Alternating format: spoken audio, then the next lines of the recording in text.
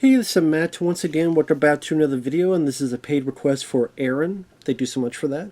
For those interested in requesting any type of videos, movie reviews, re-reviews, random thoughts, streams, commentaries, video game playthrough for an hour, or full playthrough, whatever the case may be, tier lists, rankings, streams, reactions, whatever the case, feel free. PayPal's the best way to do it. Do have a Cash app as well. Trying to get these out as soon as I can. Thank you. If you wish to, links are down below, and thank you in advance. But Aaron wanted me to look at a documentary from 2001 called Stanley Kubrick, A Life in Pictures. Now, this was done by someone who had worked with Stanley Kubrick in the past. It is actually for free on YouTube. I was able to watch this on YouTube, and the guy, he specifically uploaded because he even introduced at the beginning, "Hello, YouTube." I think he's the guys from Germany. Jan.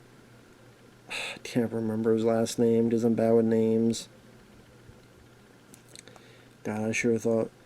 But as you can tell, it's about Stanley Kubrick, which I do consider one of the best directors of all time. Now, I'm not going to say it's my favorite, but he's easily one of the best. Jan Harlan. But I mean, Stanley Kubrick, do I love all of his films? No. But for someone to do that well in terms of storytelling in cinema and to have such impressive films, like to me, The Shining, Full Metal Jacket, Doctor Strangelove, 2001: A Space Odyssey, I mean, just those couple alone, to me, they're so well done. Like, that's an artiste. You know, it's a guy that is particular and knows how to create a shot that maybe go, wow, that looks cool.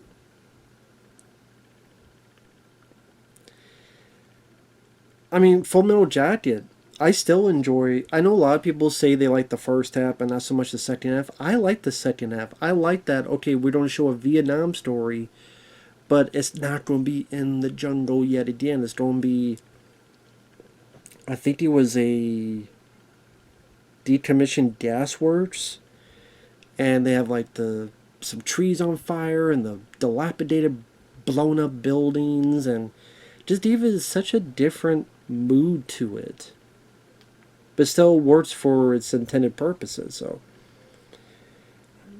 but yeah, Stanley Kubrick passed away in 1999, and this documentary came out in 2001, and you have a lot of people talking throughout this because it goes through each of the films he made. Now, granted, the documentary is about 2 hours and maybe 20 some minutes, so it's pretty lengthy.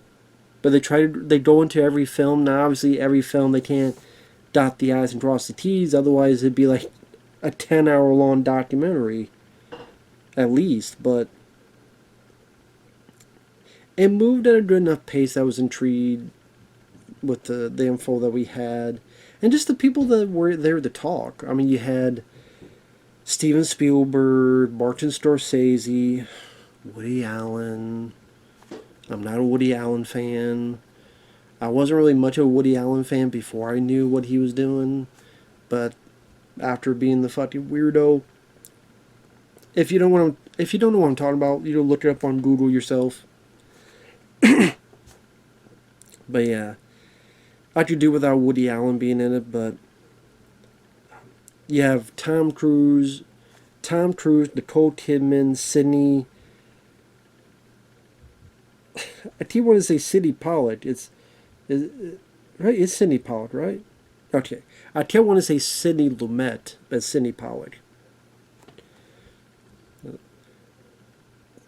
Now, Sidney Pollack, Tom Cruise, and Nicole Kidman were in Eyes Wide Shut, so they talk. Jack Nicholson and Shelley Duvall talk during the Shining bit.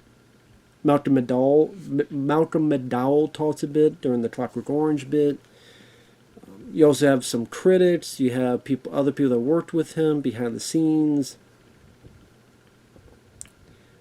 Keir Dulley, Appears a bit too briefly. I kind of wish he was in it more. But yeah, I did. It's only so much time you have. But 2001 Space Odyssey. Also, Arthur C. Clarke talks. But yeah, they go into him growing up and born in 1928 in New York. They go into him being a photographer, working for the magazine Look. The first big picture that got him famous, which was this vendor being sad that Roosevelt had died, FDR had died. So he took that picture, got into the magazine Look, and it really set him off to be a photographer in other ways. Until eventually he got the bug to be a director, and he get into, like I said, Sally.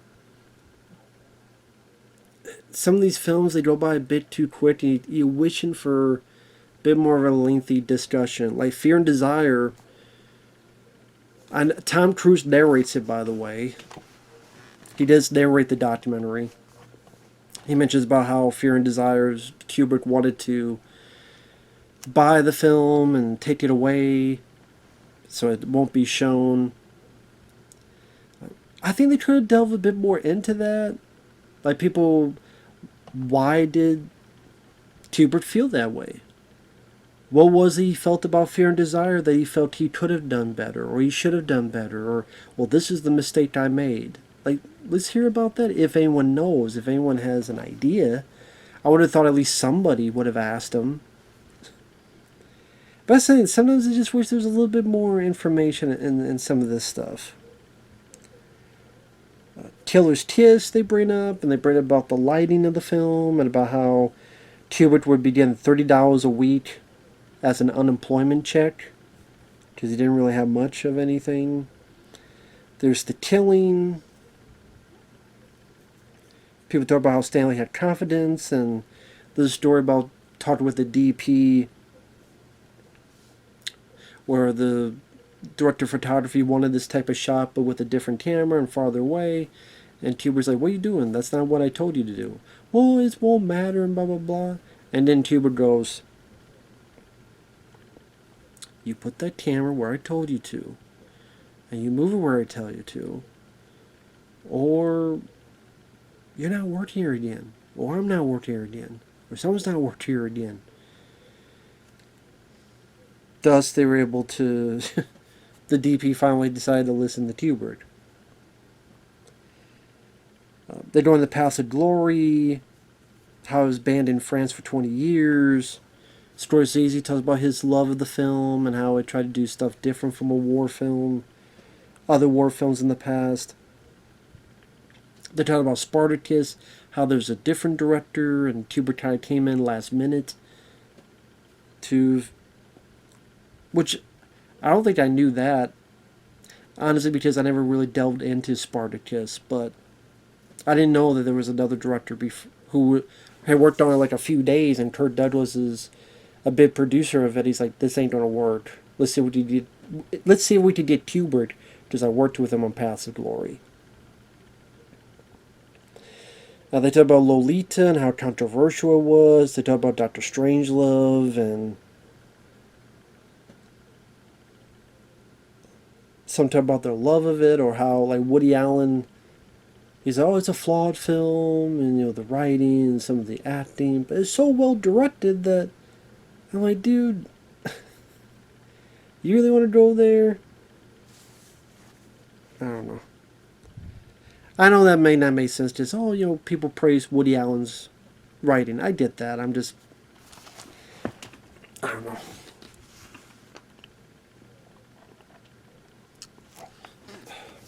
I just, even before, like I said, before I even knew about Woody Allen, I was never that big into his stuff. I wouldn't say I hated it. I wouldn't say I hated it, but I wouldn't say I, like, followed it meticulously. But anyway, that's a tangent. Then, in Dr. Strangelove, they talk about how it seems like years later there was a general named General Curtis who was kind of crazy, like the general that started everything bad going in Dr. Strangelove, and pretty much people like Scorsese and Cindy Pollock talking about how good the film is and among other stuff. 2001, pretty much about how, I don't know how to word it. Like Tear Dolly tells about how they did the shot with him running, but it looks like it's going in a circle, and it's because it's like a Ferris wheel. And then the one guy you gotta go to is like strapped down.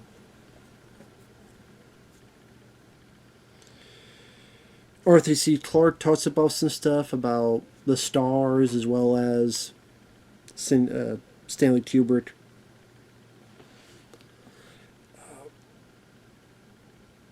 Again, I'm sure these movies you can find other places to get more in-depth information. So I wouldn't say that I found out a whole lot of new stuff, because I would think if you're enough of a fan of Kubrick, you either have all these films and watch their documentaries, or whatever the case may be. But still, this is like after he died. It is, a decent collection of, these are all of his films, and we have little nudges of stuff we're going to tell you and show you about. Like with 2001, about how when the film opened, apparently the executives left and there's like 241 walkouts. Which actually Jack Nicholson tells that story about how Stanley Kubrick told him about that, so that was pretty cool. And nice to see John Nicholson there, because he's not a guy that does a whole lot of interviews. I mean, I think he did the interview for Batman.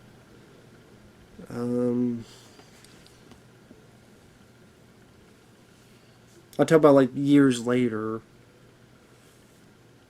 But I mean, he'll talk about The Shining, which is nice. And yet 2001, when they said this, I went, oh, that's right. 2001 won a special like visual effects Oscar.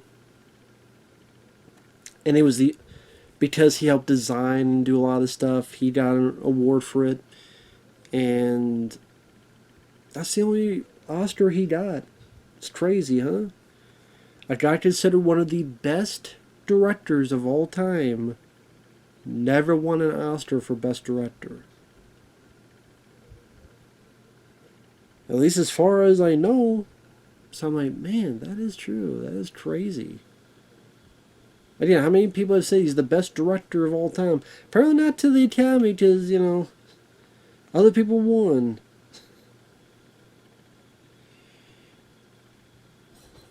They go into Napoleon, how he was going to do that, but then there was another film called Waterloo that came out, and it bombed, so the investors got scared and pulled the funding out. He did A Clockwork Orange.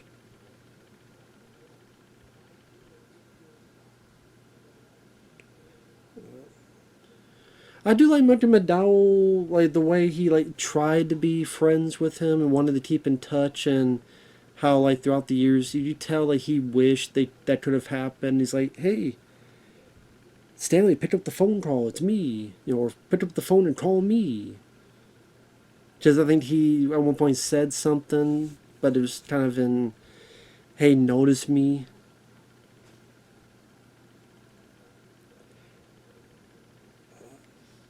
But I did what he was talking about. Some may say this is a bit weird and strange, but I did what he was saying. I did his frustration, so I didn't mind that.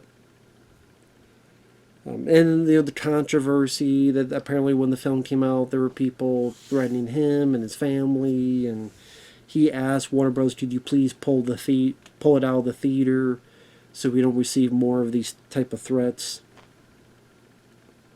I mean, that's what it says here. My favorite bit is when they talk about The Shining. Because, yeah, they talk about Barry Lyndon, but fuck Barry Lyndon. But John Nicholson's like, well, the story is about ghosts, and Kubrick's like, well, it's a very optimistic story. And John Nicholson's like, what? What? Really? It's that? We'll think about it, Jack. To find out that anything after death is optimistic to me. And even Jack Nicholson kind of, he kind of, I think he kind of knows that people think of his performance a bit more broad. And he's like, yeah, I know, but it's more of just a performance, like ballet, and I wasn't looking to be naturalistic.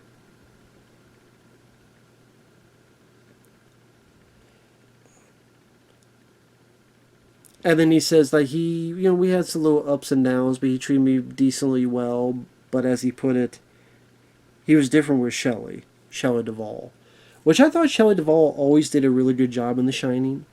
And a lot of people, they say, oh, she's streaming too much. Well, I mean, number one, considering the shit going on in this hotel, yeah, you'd be streaming too. Number two, that's what Kubrick wanted, and you just see, I hated that stuff when I saw, like, they just drilling her again and again, like, vocally. You need to do this, you need to do that. And it's like, goddamn, lay off her, Kubrick. And I like Kubrick as a director, but he did say like a fucking asshole as a director as well. It's like, goddamn, man. But I love The Shining. And like I said, it would have been nice to hear, like, maybe from other people who had worked on the film more so, or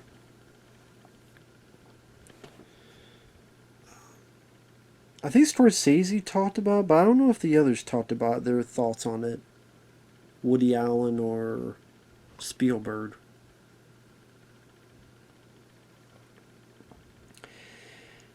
Then they get a little bit into Full Metal Jacket. Matthew Modine talks for a little bit, but only for a little bit. I mean, he obviously sat down for an interview, but they only used, like, I don't know, 30, 40 seconds at that about it. I talk about the end of the film. It takes place in a derelict gasworks. But I mean, like, we don't get into the whole, hey, there was another guy cast for Arlie Ermey's character, but then something happened, so we have this guy cast as Arlie Ermey, his character. Like, we don't go into any of that. And that's the thing. There's now, it brings up the films, and you get little anecdotes here and there. And it's nice, edited, where you get, like, some home movies when he was a kid, some behind-the-scenes stuff on some films, like The Shining, which is nice to see. It is very nice to see, being a fan. Does that mean there could have been more in-depth words? Of course there could have.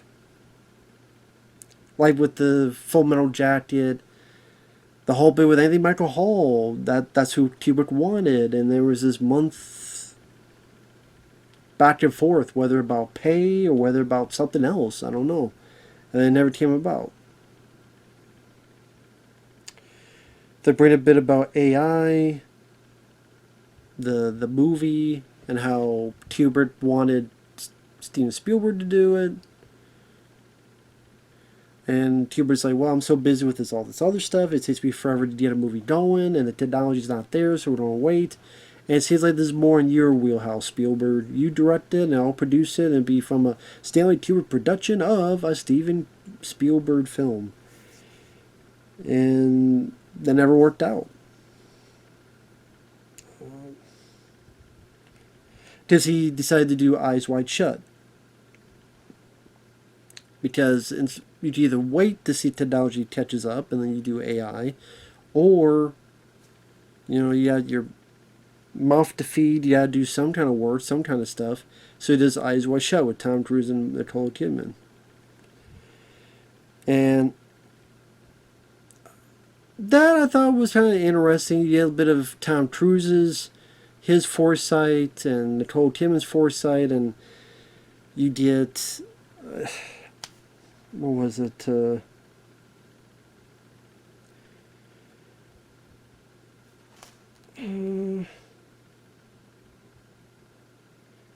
to think. Oh, Sidney Pollack, his bits where he's like, oh wow, I did the first day and got out in like 2-3 hours.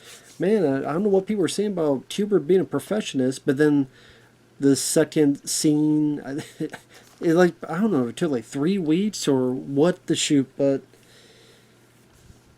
he's like, oh, I did it now. You know, very few, you know, a lot of people say they're perfectionists, but very few people are.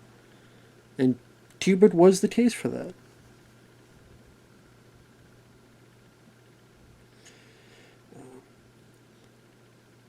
So as a documentary, you know, it's well edited. There's a lot of interviews. There's interviews with his wife. There's interviews with some of his kids. Interviews with a lot of people who knew him. It was presented in a fashion that kept me interested for the whole duration. And yeah, I thought it was pretty good for what it was. It's not. You're not going to get too in-depth knowledge on some of these films. If you're someone that wasn't too familiar with Stanley Kubrick, I definitely think you would get a lot more out of this. For me, it was just cool to see all the familiar faces talking about him, whether it be Martin Scorsese or Spielberg or hell, Jack Nicholson and such. And what's sad is Jack Nicholson says, I always thought that maybe we'd work together again. And we talked about maybe we could do this and do that, but that would have been nice. It doesn't have to be a shining anything, but just to see those two work together, that would have been cool. Just like Kirk Douglas worked with Kubrick on Past the Glory and Spartacus. That's your word for this. But yeah, Stanley Kubrick was a great director, perfectionist. Still don't approve what he did to Shelley Duvall. I think he mentally tortured that poor lady. He didn't fucking deserve it. I mean, she didn't fucking deserve it. He should not have been doing it to her. She didn't deserve it. I mean, I love the movie. I think she gave a good performance, but you didn't have to make her go through all that. So I don't approve of that. Like I say, if you want more in-depth stuff, I'm sure most of these films have some kind of documentary special edition. You could find much more nudges of information there. But again, if you're a guy who's not too familiar with his films and you want to see what made some tick a bit, it's definitely worth it. It is for free on YouTube. And again, I thought the editing was good. I just wish, again, maybe that's the thing. How long do you make it? I would always appreciate more information than less information. But again, cool to see a lot of these people interviewed in the same documentary. I thought that was neat. So, with that said, thanks for watching. Take care. And, yeah, rest in peace to Stanley Kubrick, a master in filmmaking. 2001: Space Odyssey, I remember seeing that for the first time in a double feature with that in 2010, which I was glad because 2001 I was so confused. I'm like, what the hell happened? And I'm trying to figure it out. And they go, next up is 2010. And then 2010 kind of just explains what happened. I'm like, oh, okay. That's cool with me. And I like both of them for different reasons. Different reasons.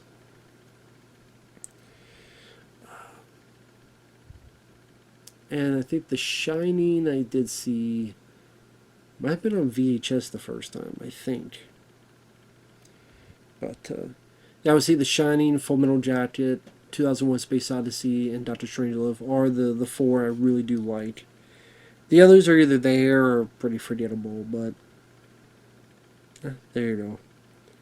With that said, thanks for watching, take care, and we will see you in the next video. Sorry that I'm a bit sleepy. I didn't sleep that well the other night, but I wanted to get this out because I felt bad that Aaron's been waiting this long for it. But thank you so much, man. This was interesting to watch. And again, it is for free on YouTube as of right now if you do want to give it a watch. So, take care, everyone.